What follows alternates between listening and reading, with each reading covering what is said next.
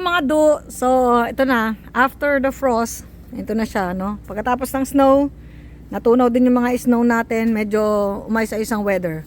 But anyway, ito guys, oh. Ano to? Ang tawag dito, lakwat. Ito yung puno na mahilig maglakwat siya. Bakit kamo? Kasi kahit nasa lugar ka na nag-i-snow ng konti lang, yung mga 8A zone, hindi siya napapaso. Ang maganda dito para hutong abukado. Yung abukado, ito yung abukado ko. Yung abukado ko paso, pero itong dahon niya, hindi ka manghihinayang ka man dito guys, maganda ho to. Gagamitin nyo to, naman natuyo siya. Itong dahon ho ng abukado na to, maganda to. Halimbawa yung bahay mo, i-etchat ka, magsunog ka nito. Hindi mo maamoy yung amoy ng etchat mo. Ngayon kung wala kang abukado, eto ang solusyon, ito. Ito rin, masarap din tong dahon nito gawing tea. So, bukod sa tea, pwede mo rin kumuha ka ng dahon dito, patuyuin mo. Ito, kasi mahal yung bay leaves yung laurel. Pag laurel medyo expensive. Pero itong mga gantong halaman do, maganda rin to. Sunugin mo, patuyuin mo muna, tapos pag i-etchat ka, lagay mo sa gilid, sunugin mo, di mo maamoy yung amoy ng etchat mo.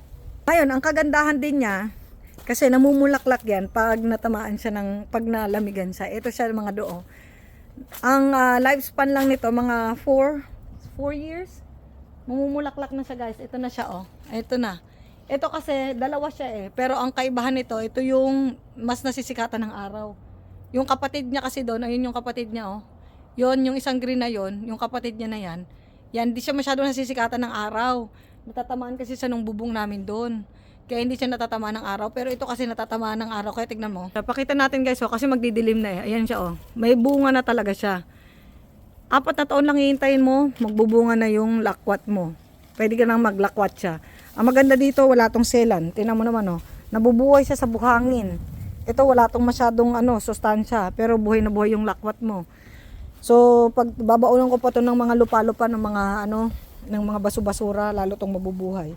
Anyway, so dito sa USI, wala hong silbi kahit malaki ang lupa mo dito. Dahil hindi ibig sabihin may malaki kang lupa, mayaman ka dito. Minsan pag malaki kang lupa, mahirap ka. Bakit ka mo? Kasi babayaran mo yung property tax mo every year. So, ang ginawa ko na dito, mukhang basurahan, di ba? Pero pag summer maganda to kasi green. Dahil ngayon winter, patay yung mga halaman natin. So, ang kinukuha kong halaman, yung mga halaman, pag winter, yung mabubuhay sa winter. Katulad ng onions, ganun. O kaya kale.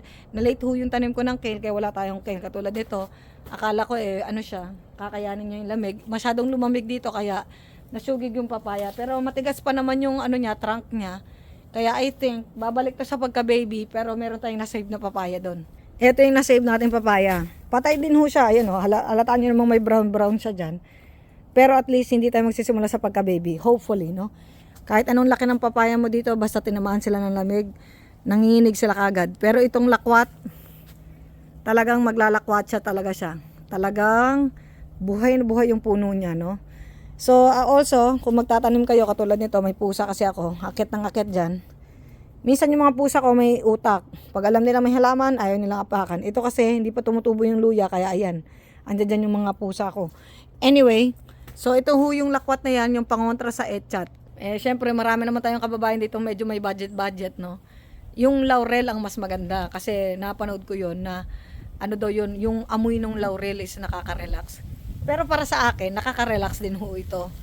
At the same time, medyo tipid-tipid ka pa kasi ito, nabubuhay siya all year round sa 8A zone. Ano ibig sabihin ng 8A zone?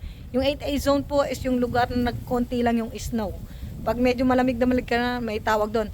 6A, 7A, mga ganyan. Tapos tignan mo lang sa mapa kung alin ka doon. Anong zone ka. Kasi sa Pilipinas, I think zone 1 lang. Kasi hindi nagbabago yung climate.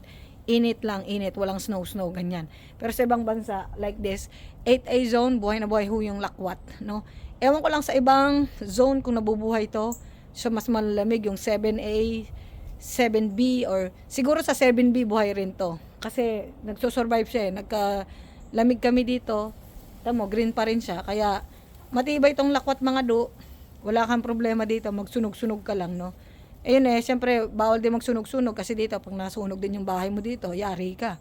Pwede ka rin, ang mahal na kaya ingat-ingat din. Pero pang lang, habang umi-chat ka, may lighter ka lang doon, ito ang mo, katubas mo. At ito, ang itsura ho nitong bunga nito, parang lansones. Matamis ho to. Masarap tong klaseng puno. Kaya, best way, have a lakwat in your backyard.